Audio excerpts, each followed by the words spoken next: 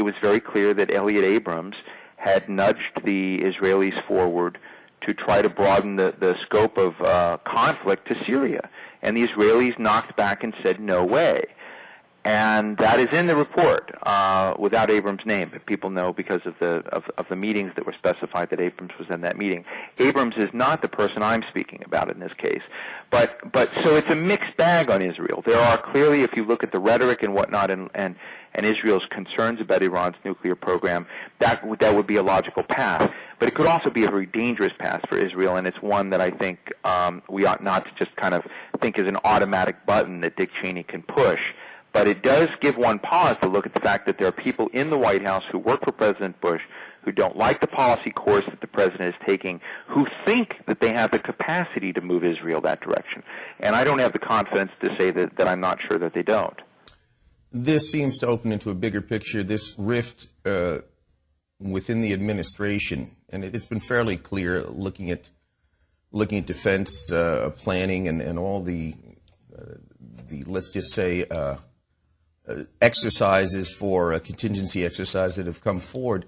But this thing, does it in any way, is there anything illegal about it that Cheney could do something like this or be trying to manipulate the administration or manipulate foreign policy from behind the scenes? A lot of people, of course, are very suspicious of Vice President Cheney. I can't say with great certainty what crimes are going on. I asked a guy who worked for this administration. I had a gathering here on U.S.-Cuba policy last Thursday or Tuesday this week, and one of the people who came was a former Bush administration official, a very, very senior CIA official, smart guy actually. And I asked him, I said, "This seems to me to be criminally insubordinate. Does this encounter any crime?" And this individual said that he believed that there could be such a case made if in fact this was true.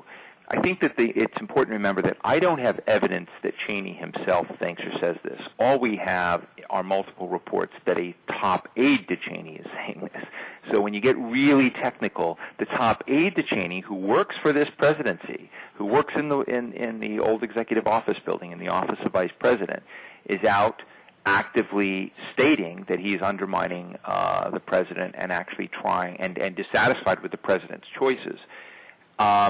That's why this is not just a story of good cop, bad cop. That's why the story about Cheney trying to initiate action between Israel and Iran, that's really not new. I mean, people have known for a long time that Cheney's kind of had this bluster and saber-rattling game going on. And in fact, it could look smart to some hardcore realists to have Nick Burns and Condoleezza Rice and John Negroponte on the state side kind of offering a diplomatic route for Iran, and on the other to have Dick Cheney and supplemented by a few carrier strike force groups out in the Gulf there to make it look like it's a good cop bad cop strategy. What I've been shocked by was the commentary that this person was alleging that Cheney himself is dissatisfied potentially with the policy course that Bush might take, and that he had to end run him, that there was an end run strategy that they were thinking of to keep the president from moving in that direction. So is it criminal? Maybe so. Do I think that any action will be taken that would be public and legal? No, I don't. Do I think there's a possibility that the president might try and at least shut down this individual or to create some costs or penalties for Cheney's office? I think that might happen, but it will be informal. Steve, where do you think this is going to end up?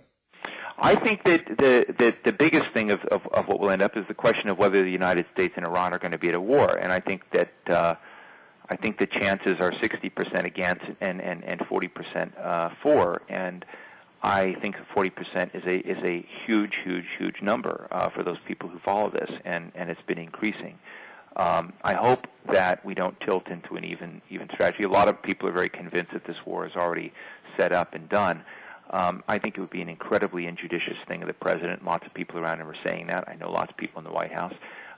So I think the big issue is whether or not they'll succeed. But the best thing I could think of doing this is at least publicizing it, putting it out there. Lots of other people are commenting it. Time Magazine, New York Times are both doing stories on this right now. Because I think once you drag this stuff in the open, hopefully some of the perpetrators go back into hiding at minimum, and if not, will lose some of their portfolios. Steve Clemons, New America Foundation. Your work can be found on the Washington Note or thewashingtonnote.com? That's right. Okay, Steve Clemons, thanks for joining us on Great INN. pleasure to be with you.